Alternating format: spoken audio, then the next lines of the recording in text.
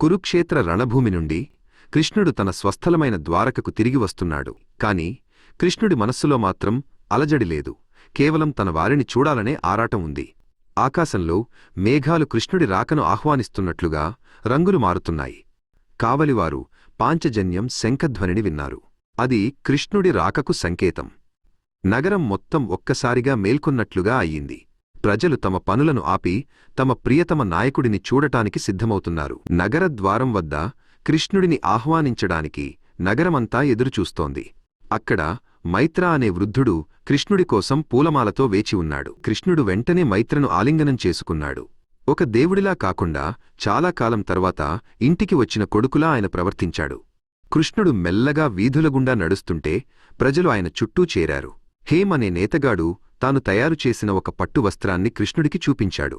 కృష్ణుడు దానిని తాకి ఆ నేతలోని నైపుణ్యాన్ని మెచ్చుకున్నాడు.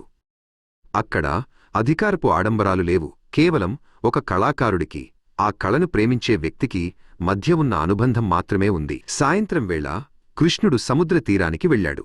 ఆయన ఇసుకపై కూర్చుని అస్తమిస్తున్న సూర్యుణ్ణి చూస్తున్నాడు. ప్రపంచం మొత్తం ఆయనను పరమాత్మ అని పిలుస్తుంది. కాని ఈ క్షణం ఆయన కేవలం సముద్రపు హోరును వింటున్న ఒక సామాన్యుడు. సుధామ్ అనే యువ చిత్రకారుడు గోడపై చిత్రం వేయడం చూశాడు. కృష్ణుడు అతని దగ్గరకు వెళ్లి ఆ కుంచెను తీసుకుని ఒక చిన్న గీత గీశాడు. ఆ చిన్న మార్పు ఆ చిత్రానికి కొత్త ప్రాణాన్ని ఇచ్చింది.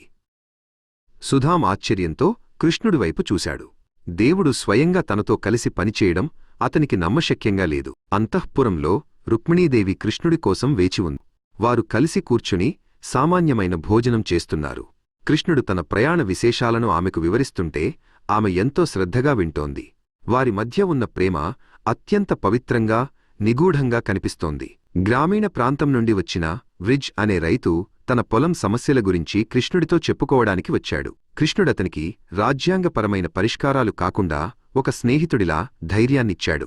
ఆ రైతు కృష్ణుడిని ఒక దేవుడిలా కాకుండా తన కష్టాలను పంచుకునే అన్నలా భావించాడు. రాత్రివేళ ద్వారక నగరం దీపాల కాంతిలో వెలిగిపోతోంది. కృష్ణుడు ఒంటరిగా వీధుల్లో తిరుగుతూ ప్రతి ఇంటి నుండి వచ్చే నవ్వులను, సంతోషాలను గమనిస్తున్నాడు. ప్రజలు ఆయనను తమలో ఒకనిగా భావించడమే ఆయనకు నిజమైన విజయమనిపించింది. చివరగా కృష్ణుడు తన ప్రియమిత్రుడు సాత్యకితో కలిసి సముద్రపు ఒడ్డున నడుస్తున్నాడు. కృష్ణ, నీవు ప్రపంచాన్ని శాసించగలవు, కాని ఇక్కడ అందరితో కలిసి ఇంత సామాన్యంగా ఎలా ఉండగలవు అని సాత్యకడిగాడు.